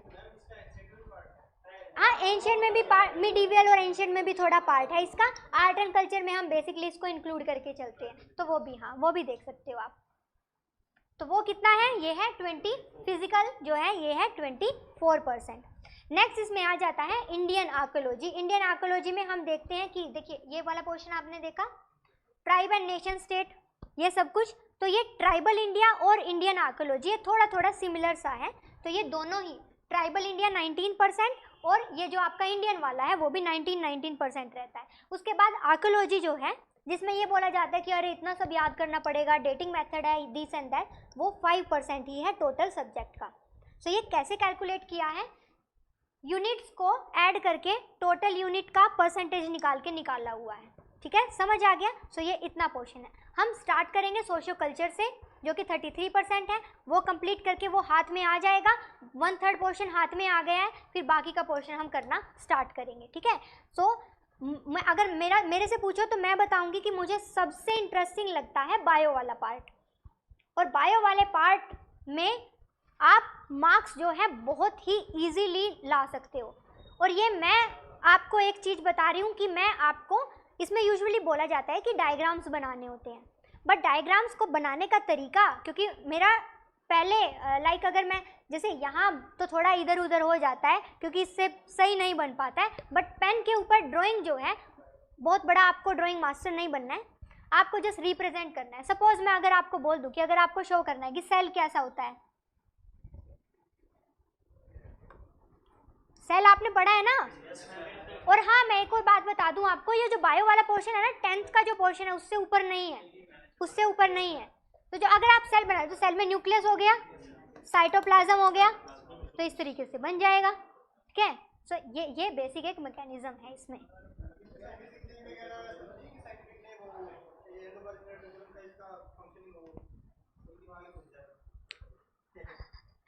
Usually क्या होता है कि इसमें एक एक पोर्शन है, बहुत ज़्यादा पोर्शन तो है नहीं। अब एक पढ़ने का तरीका होता है कि पहले आपको अंडरस्टैंडिंग बैठानी है। जब आपने अंडरस्टैंडिंग बैठा ली, उसके बाद वो चीज़ें आपको सुनी हुई लगने लग जाती है। जब आपको सुनी हुई लगने लग जाती है, देखिए बात आती है साइंटिफिक नेम की, तो साइंटिफिक नेम जो होता है वो प्लांट स्पीसीज़ का होता है, एंड प्लांट स्पीसीज़ हमारे इस पोर्शन का कोई पार्ट है नहीं। कहीं आपने देखा प्रीलिम में भी 1-2 क्वेश्चन पूछा जाता है प्लांट स्पीसीज़ के ऊपर कि ये कौन सा प्लांट है, तो वो जो साइंटिफिक नेम है ना वो खराब से होते हैं कि पता नहीं कौन सा इंग्लिश है, समझ ही नहीं आ रहा है, तो वो इसका पार्ट नहीं है, वो प्लांट स्पीसीज इसका पार्ट नहीं है।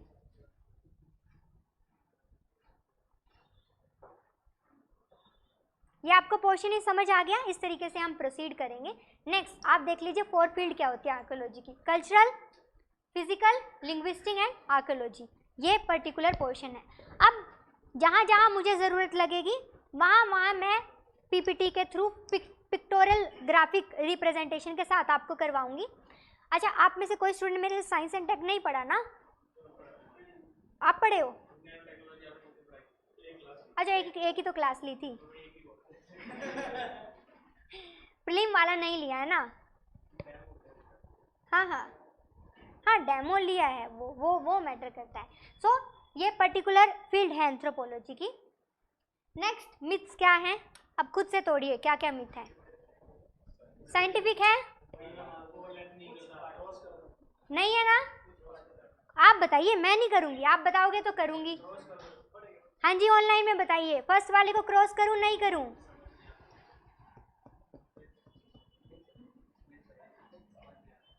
हाँ जी, बोलेंगे नहीं? ऑनलाइन में कुछ टाइप करिए ना, आप बताइए। हाँ नहीं, अभी अभी जितना सिलेबस तो देखा ना आपने, सिलेबस में क्या दिखा? अच्छा, अगर पढ़ोगे और पढ़ने के बाद मिथ नहीं टूटा, ये तो रिस्क हो गया ना। मिथ अगर है उसको अभी तोड़ के जाना है। पढ़ने के बाद 1 महीना लगा दिया, फिर पता चला अरे मिथ तो टूट ही नहीं रहा है, तो अभी क्या करूं? अभी वो वही हो गया, मैं बोलना नहीं चाहती हूँ बट वो हो जाएगा कि ना घर का ना घाट का। हाँ हाँ, तो करूँ ना क्रॉस? नेक्स्ट बताइए, कॉम्प्लिकेटेड एंड फैक्चुअल। फैक्चुअल है रहेगा, कॉम्प्लिकेटेड करने से हो जाएगा। देखिए कोई भी, सबसे पहले तो यहाँ स्टूडेंट इकोनॉमिक्स के लिए पढ़ने आते हैं तो ये कहते हैं अरे मैम हमारा तो बैकग्राउंड ही नहीं है, इंजीनियर है, क्या करें, वो तो सर के ऊपर से जाती है, वो समझ ही नहीं आती। मैं उनसे बोलती थी कि मुझे आप ये बताइए, 10th के बाद आप 11th में गए और आपने उस टाइम पे कोई चेंज करता है ना, सब अपना फील्ड चेंज करते हैं, कोई कॉमर्स लेता है, कोई साइंस लेता है, जो भी अपना चेंज करते हैं। तो जब 10th का एक बच्चा, उस टाइम पे कितना एज होता है? 15 का एक बच्चा न्यू सब्जेक्ट लेके नया सब्जेक्ट पढ़ सकता है, तो आप तो फिर भी ग्रेजुएशन करके आ चुके हो, इवन पोस्ट ग्रेजुएशन कोई जॉब में है, तो वो सब जो है, तो क्या वो पर्सन कुछ नया नहीं पढ़ सकते? खुद से सोच के बताइए, क्या नहीं पढ़ सकते? हाँ हाँ, सो व्हाट, साइंस का आप 10th में नहीं पढ़ के आए हो? वो देखिए जो हमारे, अरे वो मूवी कौन सी है, वेलकम ना? हाँ नहीं वेलकम मूवी में वो एक जो पर्सन होता है ना, जो अपनी वो उसको बोलते हैं अरे अपनी स्टोरी सुनाना। हाँ, सो हमारी क्लास में है प्रथम जी, इनसे हम इनकी स्टोरी सुनते हैं इकोनॉमिक्स की। हाँ जी सुनाओ प्रथम। नहीं सुनानी पड़ेगी, हाथ उठाया आपने तो याद करवा दिया, अभी सुनानी पड़ेगी।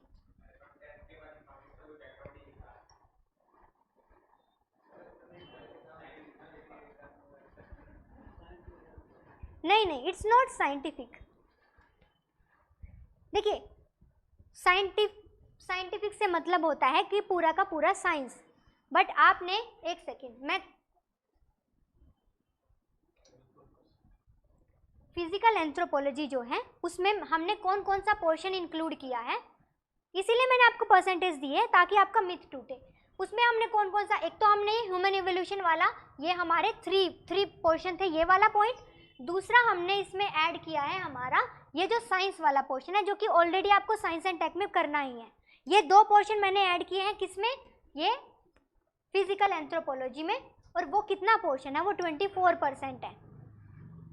तो सोशो कल्चरल है ना, कोई इसको सोशियोलॉजी क्यों नहीं बोल रहा, मुझे ये बताओ। सोशो कल्चरल पार्ट कितना है? 33%। इसको सोशियोलॉजी सब्जेक्ट क्यों नहीं बोल रहा? ये तो सोशियोलॉजी सब्जेक्ट है, बताइए क्यों नहीं बोल रहा?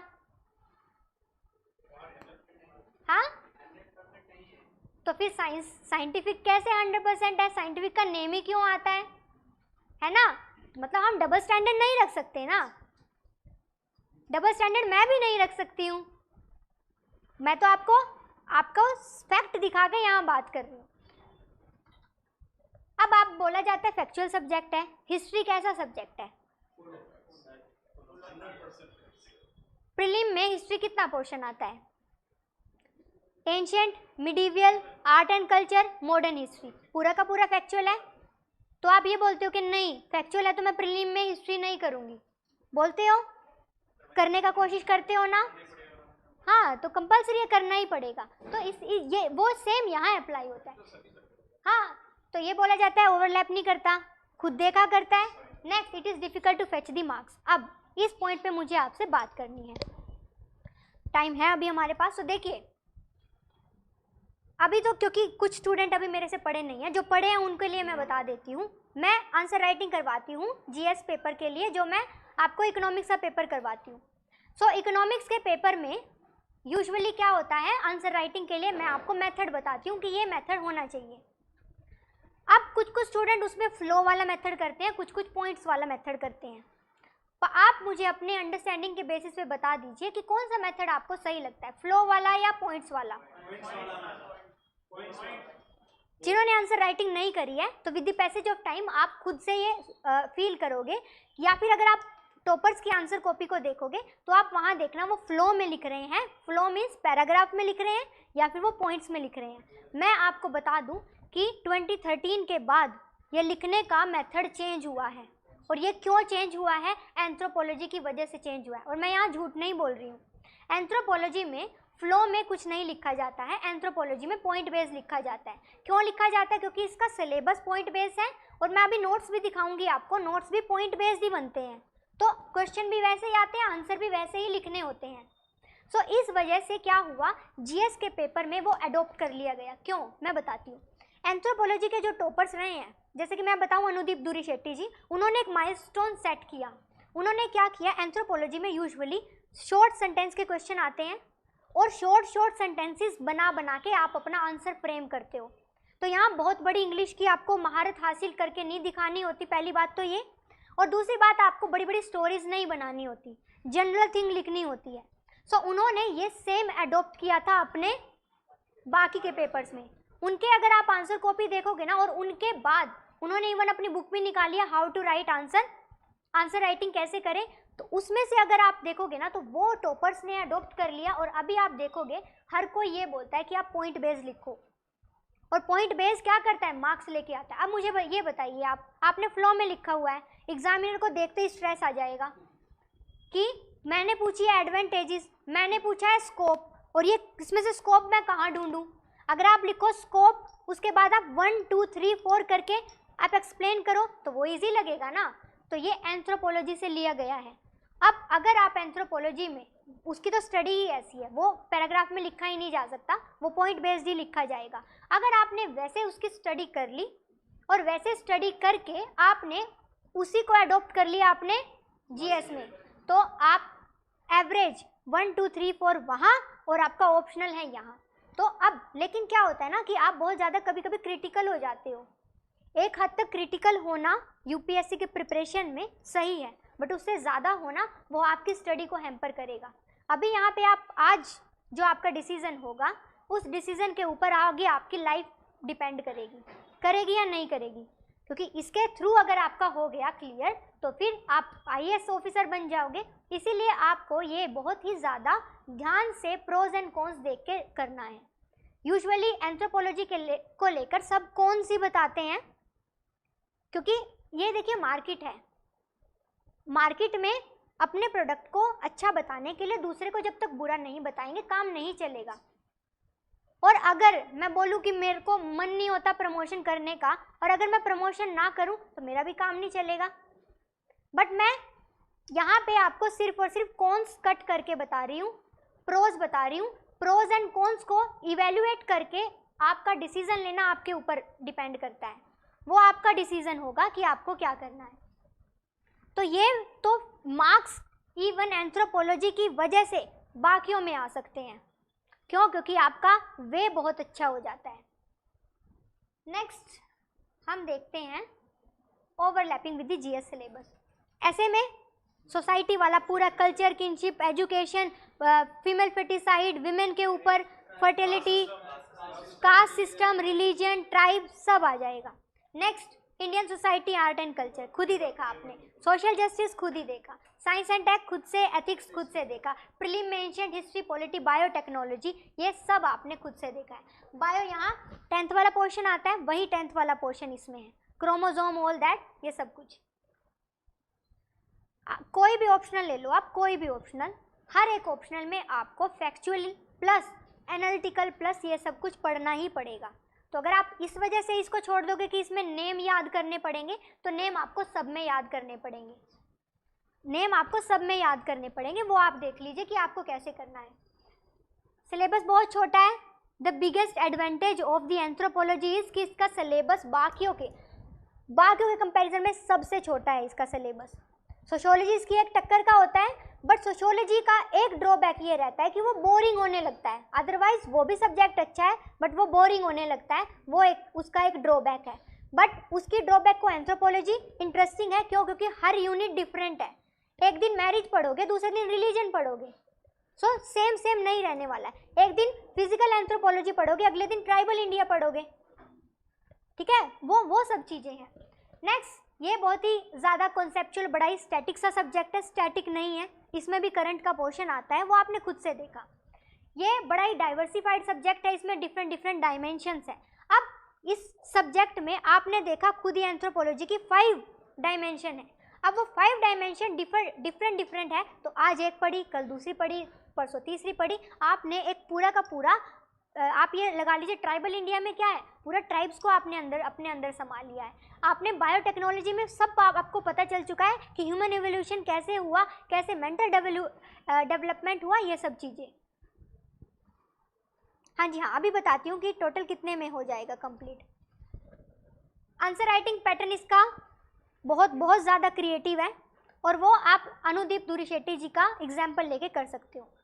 मैं ये नहीं कह रही हूँ कि टॉपर ने किया आप भी कर जाओगे, बट मैं ये कह रही हूँ कि उसमें क्योंकि टॉपर ने किया है तो इसका मतलब पहले कोई करके आ चुका है। तो अगर आप टॉपर बन सकते हो तो आप वो चीज़ भी अडॉप्ट कर सकते हो। आप में से किसी को पता है कि यहाँ पे हम में से किस किस का निकलने वाला है, क्लियर होने वाला है? पता है किसी को? नहीं पता ना। प्रीलिम देने के एक दिन बाद भी किसी को नहीं पता होता, रिजल्ट आने के एक दिन पहले भी किसी को पता नहीं होता। इतना ज़्यादा अनप्रिडिक्टेबल इसको बोला जाता है। तो उस केस में क्या आप खुद सोच सकते हो, क्या पता नेक्स्ट टाइम आप टॉपर बन जाओ? सो जो टॉपर ने अडॉप्ट किया है, क्या आप वो अडॉप्ट नहीं कर सकते हो? मेहनत करो तो देखिए सब होता है, ना मेहनत करो तो इधर उधर की बातें 1000 बनाई जा सकती है। नेक्स्ट आंसर राइटिंग का पैटर्न ये हो चुका है। You can easily use the diagram and the flow chart. इसमें बहुत डायग्राम बनते हैं, बहुत फ्लो चार्ट बनते हैं, और वही अडॉप्ट करके बाकी के जीएस पेपर में आप कर सकते हो। इवन जो मैं आपको अप्रोचेस बताती हूँ ना, वो एरो डायग्राम वाली, इवन मैं आपको पॉइंट्स वाला बताती हूँ, इवन मैं आपको डायग्राम कैसे बना, वो मैंने कहाँ से सीखा है, इसी का देन है सब कुछ। ठीक है, नेक्स्ट अब हम कैसे करने वाले हैं। हाँ जी, आई थिंक शिवांक आपका आंसर अब मिल जाएगा ना आपको। सो कोर्स का ड्यूरेशन रहने वाला है 3.5 मंथ। अभी हमारा स्टार्ट हो जाएगा। सो स्टार्ट होने के बाद 3.5 मंथ का मैंने टाइम रखा हुआ है, बट कभी कभी क्या होता है ना कि बीच में मान लो कभी छुट्टी लेनी पड़ गई या कभी कभी क्लास नहीं हो पाई, तो इसीलिए मार्जिन रख रही हूँ मैं कि 4 मंथ। वैसे सिलेबस तो 3.5 मंथ में ही होगा, क्लासेस तो उतनी होगी, बट छुट्टी वाले दिन भी ऐड करके चले हम अगर, तो हमारा 4 मंथ मीन्स दिसंबर लास्ट आप लगा लो, तब तक मैं आपका कंप्लीट करवा दूंगी पूरा का पूरा सिलेबस। ओके, प्रिंटेड नोट्स मैं दूंगी। ये नोट्स होंगे आपके कि आपको आंसर फ्रेम करने में हेल्प करें, क्योंकि सेंटेंसेस पूरे पूरे पढ़ने तो पड़ेंगे ना एक बार। नेक्स्ट ये है डिक्टेटेड नोट्स। ये नोट्स कैसे होंगे? रिवीजन के बेसिस पे, सो दैट 5 दिन में मैं हमेशा, इवन मैं इको के जो शॉर्ट नोट्स बनवा रही हूँ, मैं वो क्यों बनवा रही हूँ? ताकि आपके प्रीलिम से एक दिन पहले भी आप पूरी इकोनॉमी को आंखों के सामने से निकाल सको। नेक्स्ट वैल्यू एडिशन मटेरियल मैं देती चलूँगी, इसमें भी देती हूँ, जीएस में उसमें भी देती जाऊँगी।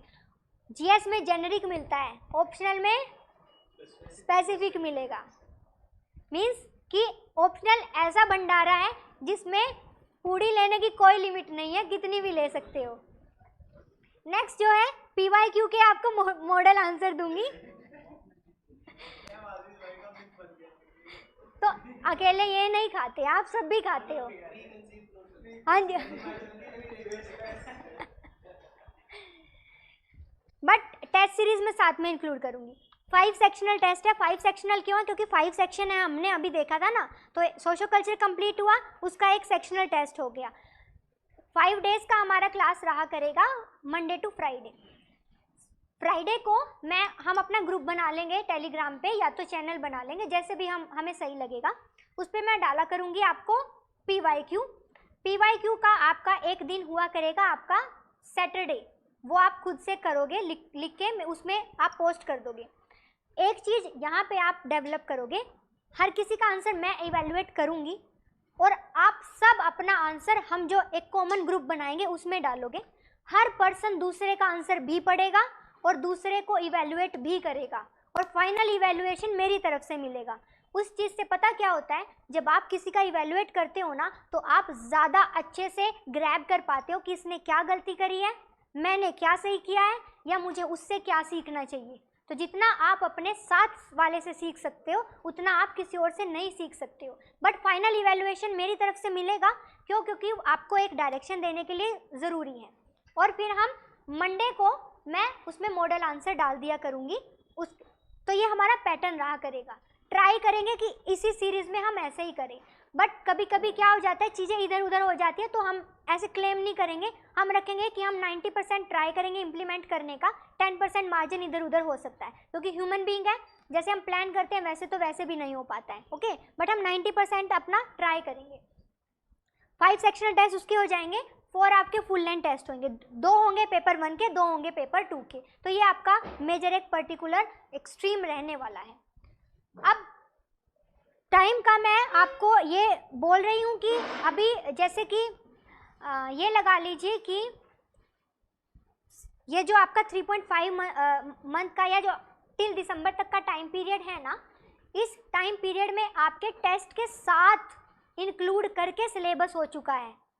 टेस्ट बाद के लिए नहीं छोड़ रहे हैं हम, 5 सेक्शनल टेस्ट तो साथ ही हो गए हैं।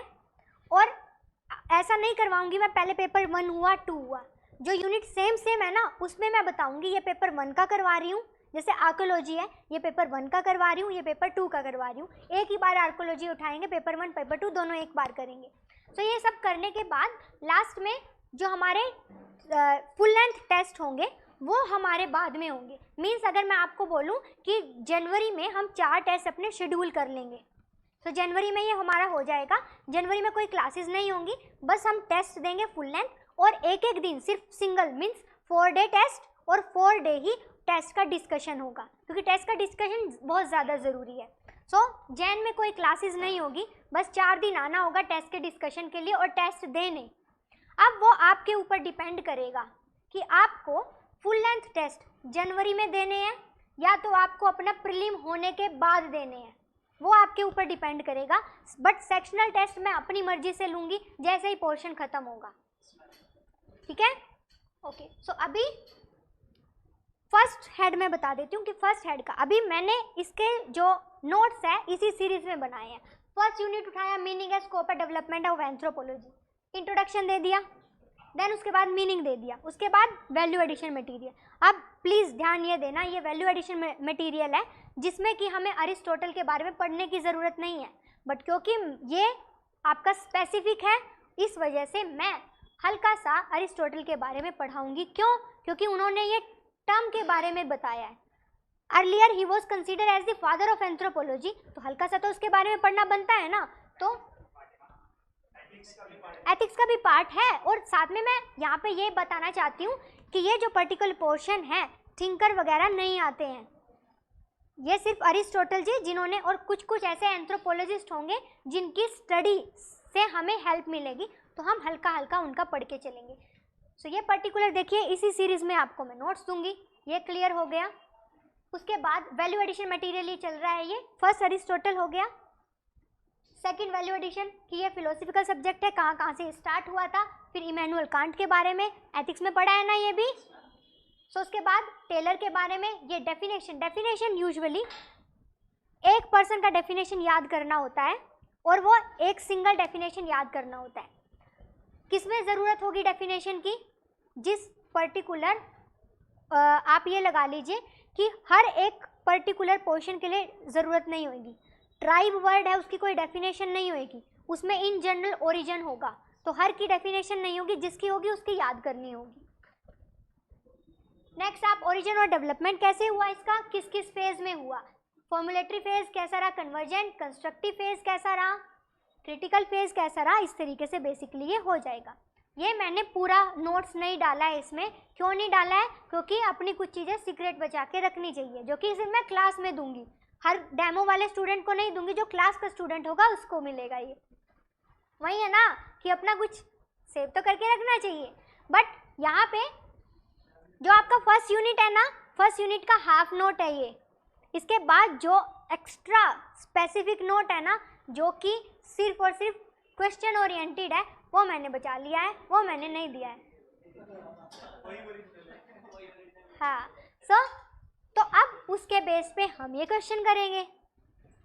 कितने छोटू से क्वेश्चन आए हुए हैं, खुद से देख लीजिए। हाँ जी हाँ, अभी बता देती हूँ।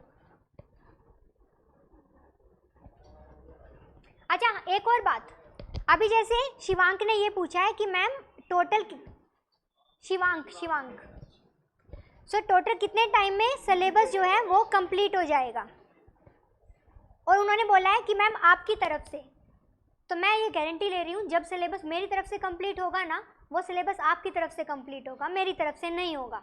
समझ रहे हो आप कि मेरा आपके साथ ग्रुप के थ्रू रिलेशन रहेगा टिल योर मेंस, जब आप मेंस में एंथ्रोपोलॉजी बहुत अच्छे से नहीं करके आ जाते हो। क्लासेस के साथ तो ख़त्म हो जाएगा बट वहाँ रहेगा, और जैसे मैं पढ़ाऊँगी क्लास में ही मैं यहाँ याद करवा के भेजा करूँगी, पूछ के। और पहली बात तो ये कि मेरे क्लास का रूल ही रहता है इंटरैक्टिव, जब तक मैं क्वेश्चन पूछूं और आंसर ना मिले, सही गलत कोई मैटर नहीं करता है। मैं पहले ही बोलती हूँ, लास्ट क्लास में मैंने बोला था कि आप यहाँ किसी को प्लीज़ करने नहीं आए हो, कि आपने सुना दिया टीचर खुश हो गया, या आपने सुना दिया साथ वाले सोच रहे हैं आप बड़े इंटेलिजेंट हो बट आप लिख नहीं पा रहे हो।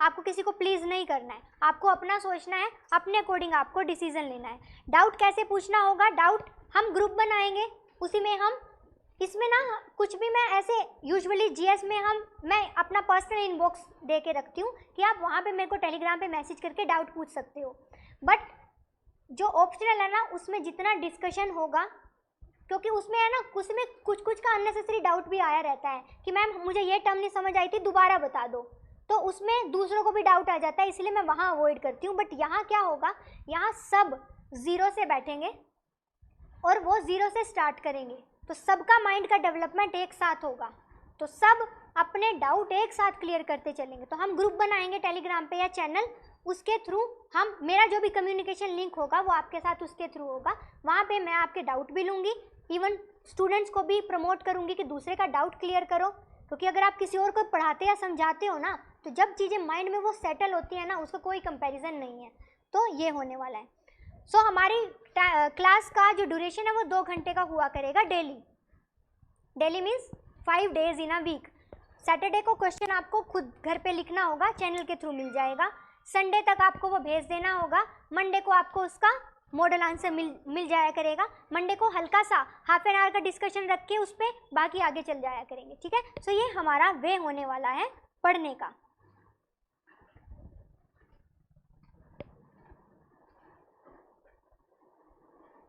अच्छा कोई बात नहीं शिवांक, हमेशा जो हम पढ़े हुए हैं वो तो हमेशा अच्छे के लिए ही होता है, अगर आपने बना लिया है तो कोई बात नहीं। आप क्या करना, जो मैं ना आपको नोट्स दूंगी उसमें उसका वैल्यू एडिशन कर लेना। मैं कभी भी स्पून फीडिंग नहीं करती हूँ, मैं कभी भी ये नहीं बोलती हूँ मेरे ऊपर डिपेंडेंट रहना है, और मैं कभी किसी को रिस्ट्रिक्ट नहीं करती हूँ कि बस जो मैंने पढ़ा दिया वही है उसी में रहना है। मैं हमेशा इन्वाइट करती हूँ स्टूडेंट की तरफ से, ठीक है।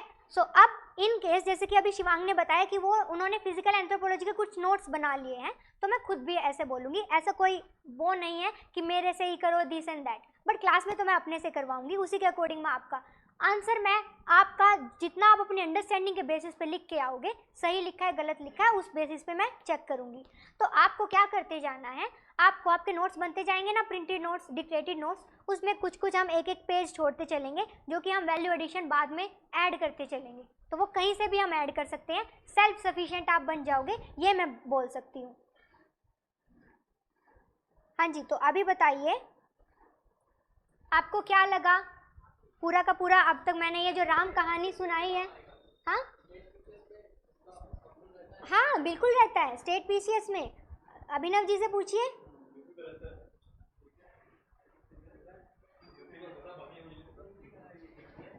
हरियाणा वाले में भी रहता है, यूपी वाले में भी रहता है, इससे ज़्यादा तो दूर जाना नहीं होगा, बीपीएससी वाले में भी रहता है। औरों का मुझे पता नहीं है, औरों का मैंने सिलेबस नहीं देखा है, 3 का देखा हुआ है, इसीलिए मैं बता रही हूँ। और कुछ किस, अच्छा प्योर बायो, देखिए 10th क्लास में आपने बायो पढ़ा है, कितना क्या लगा आपको कि कितना ड्यूएबल है वो, क्या कुछ 10th तो क्लियर करके ही आए हो। 10th में पढ़ा है ना, 10th वाला है और आप मेरे ऊपर बिलीव कर, बायो के लिए तो मैं देखिए किसी और के लिए मैं नहीं बोलूँगी, बायो के लिए मैं ये बोल सकती हूँ, मेरे ऊपर बिलीव करके आप रखो, आपके माइंड में मैं ऐसे डाल दूंगी ना बायो, आप भूलोगे नहीं। सिर्फ बायो के लिए तो मैं ये बोल सकती हूँ, अदरवाइज मैं अपना कभी प्रेज नहीं करती हूँ, करनी चाहिए भी नहीं, क्योंकि आपको लगता है आप इवेल्युएट करिए, आपको पढ़ना है उस बेसिस पे, बट मैं बायो के लिए बोल सकती हूँ, क्योंकि बायो अगर मैं बोलूँ मेरा स्ट्रॉन्ग पॉइंट है। इकोनॉमिक्स इज माई घर की मुर्गी दाल बराबर and bio is my strong point. हाँ जी, और कुछ? अच्छा, क्लास की टाइमिंग क्या होगी? क्लास का टाइमिंग अभी मैं क्या सोच रही हूँ, अभी हमारा जैसे इको का क्लासेस खत्म होगा ना 8 से 10 मैं ये रखूँगी, बट अभी कुछ दिन नहीं, अभी कुछ दिन हमें एडजस्ट करना पड़ेगा, इतना हमारा इको चल रहा है, ये हमारा अगस्त लास्ट वीक में ख़त्म हो जाएगा, इतना हमें दिन थोड़ा एडजस्ट करना पड़ेगा। 2 बजे का अगर हमें स्लॉट मिलता है तो क्या है ना, हम अपने अकॉर्डिंग नहीं रख सकते हैं, ऑफिस से जैसे हमें गाइडलाइन मिलेगी उसके अकॉर्डिंग रख सकते हैं, बट हमारा 8 बजे वाला यूजुअली ना, कोई टीचर 8 बजे को तैयार होते नहीं है, मैं 8 बजे को भी तैयार हो जाती, क्यों? क्योंकि सुबह पढ़ के अपना करके ताज़ा फ्रेश पूरा एनर्जी के साथ आए, पढ़े और फिर अपना आराम से घर जाइए, पढ़िए, सोइए, कुछ भी करिए, ठीक है? सोना नहीं है, पढ़ना है। अभी थोड़ा सा हमारा इको बचता है ना, तो इतना हमें थोड़ा सा अभी एडजस्ट करना पड़ेगा। तो जो 2 बजे का टाइम अगर हमें मिलता है तो हम 2 का ले लेंगे अभी थोड़े दिन के लिए। 12:30 का खाली हुआ क्लास तो 12:30, ये 2 ही हो सकते हैं, 12:30 या 2 घंटे का क्लास रहा करेगा। सो उस बेसिस पे ये आप लगा लीजिए, अगस्त के लास्ट वीक में तो हमारा 8 बजे शिफ्ट हो ही जाएगा। इवन मेरी सर से भी बात हो चुकी है इसके रिगार्डिंग, 8 से 10 का हम रख लेंगे। वैसे आप मुझे हाँ जी ऑनलाइन में बताइए कौन सा टाइम सुटेबल रहेगा, सही है ना? अगर मान लीजिए कोई जीएस का सुबह होता है तो 10 से 12 हो जाएगा, जो भी है। कोई भी टीचर खुश होके नहीं लेता है, मैं खुश होके लेती हूँ तो मुझे दे देंगे।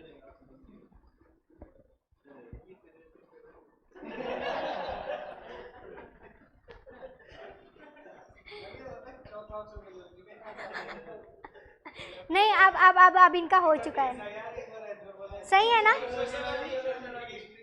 अच्छा चलिए, देखिए बेसिकली क्या है ना, अभी हम हाँ जी हिंदी ऑनलाइन, मेरा गला थोड़ा सा, मैंने परसों आइसक्रीम खा ली थी तो मेरा थोड़ा गला खराब हो गया है, बट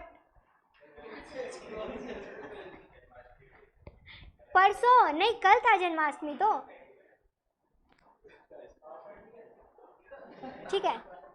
अच्छा अभी क्या है ना, 8 से 10 आप सब एग्री कर रहे हो, बट थोड़े दिन के लिए एडजस्टमेंट रहेगा। अब आज डेट क्या है 20, सो आप लगा लीजिए 1 वीक तक एडजस्टमेंट रहेगा, जिसमें हमें 2 बजे या 12:30 जो टाइम मिलेगा उसमें हम रख लेंगे। उसके बाद जैसे ही वो होगा 8 से 10 हमारा शिफ्ट हो जाएगा, और हम 8 से 10 ही लेंगे, वरना हम धरना कर देंगे। हाँ, ऑनलाइन वाले भी सबको 8 से 10 सुटेबल लग रहा है। अब मुझे ये बता दीजिए आप में से किस किस को लग रहा है कि हाँ एंथ्रो में कुछ किया जा सकता है?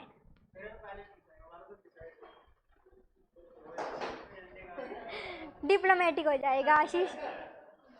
नहीं, अरे खुल के उठाओ ना, डर डर के क्यों उठा रहे हो? किसी को देख के मत उठाओ। अब मुझे इनको इन्फ्लुएंस करना है। जेपी, दोनों, जेपी के लिए दोनों होगा।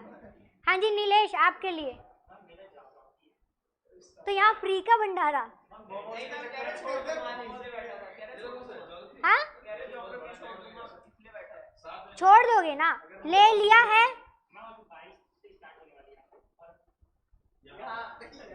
आज यहाँ से एंट्री, बाहर नहीं जाओगे। अब बस यहाँ आ चुके हो तो आ चुके हो, नहीं, इट्स डिपेंड अपॉन यू। आप देख लो, उसके अकॉर्डिंग आप डिसाइड कर लो। हम ऐसे कुछ नहीं, मैं आपको ऐसे इस तरीके से, मैं आपका जो आप टाइम दे चुके ऑलरेडी वो नहीं खराब करूँगी। आई वाज जस्ट किडिंग कि ये एंट्री एग्जिट ये सब कुछ मैं मजाक ही कर रही हूँ।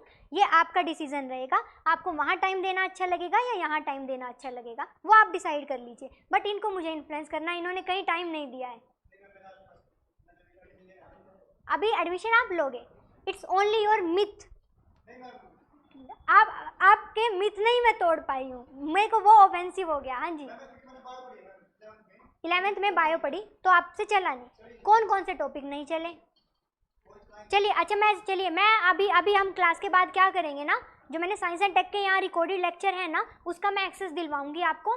आप उसकी दो क्लासेस लेना शुरू की बायो की, अगर उसमें आपको समझ में आया, आप पढ़ पाए, तो फिर आप, वैसे बायो इसका कितना परसेंट है, 24%। नहीं नहीं नहीं नहीं, वो नहीं है,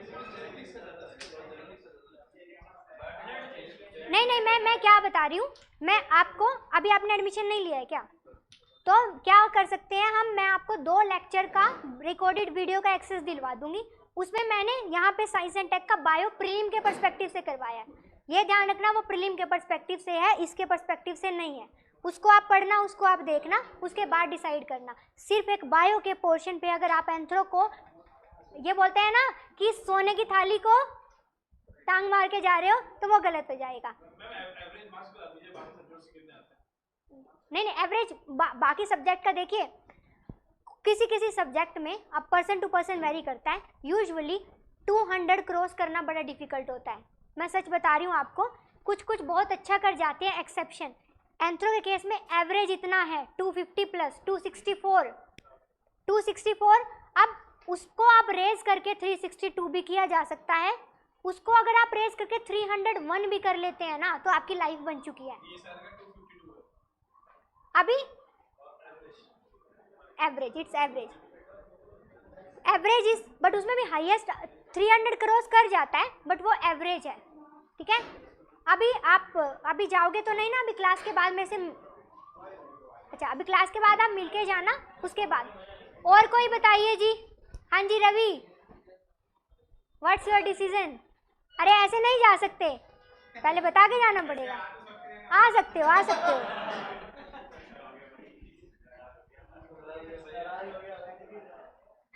हाँ जी बताइए रवि।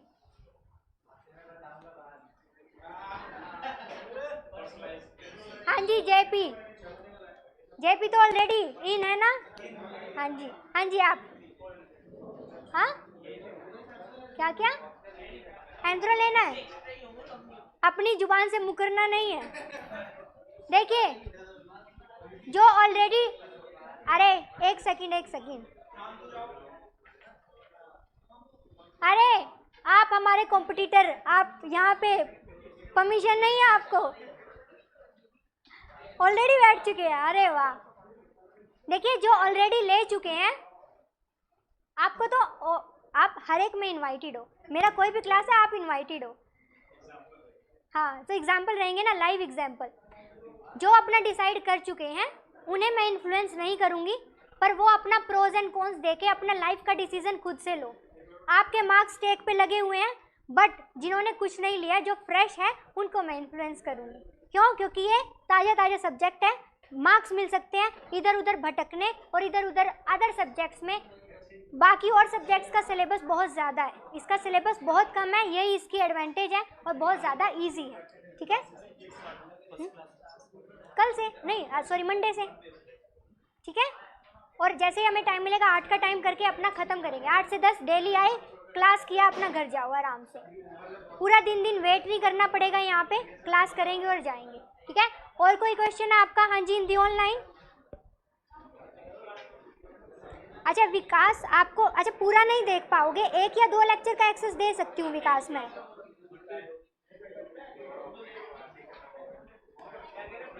अच्छा विकास, मुझे ये अभी आप क्या करना ना, आपने कहीं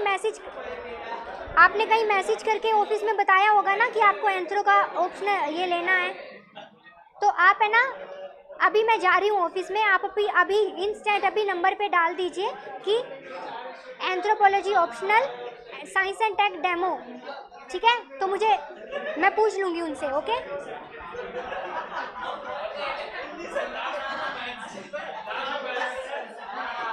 आपका क्या डिसीजन? What's your decision?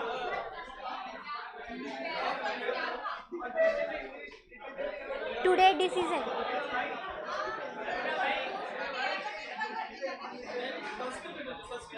इधर सोच के जाओ, क्योंकि अच्छा है इसीलिए। मैं नहीं, अपना डिसीजन ले लो, आराम से सोच के बता दो, मेरा कोई इन्फ्लुएंस नहीं। डायरेक्ट आते हैं, और हम 15 साल के करेंगे, 15 साल में कुछ बचेगा ही नहीं कि और कहाँ से लाएं इसके क्वेश्चन। सिलेबस इतना सा है तो और कुछ वो बचेगा ही नहीं। हमारे पास मॉडल आंसर रहेंगे, बाकी सोच के लिखेंगे, हमारा सारा लिखा हुआ ही है, तो ये एडवांटेज हो जाएगा।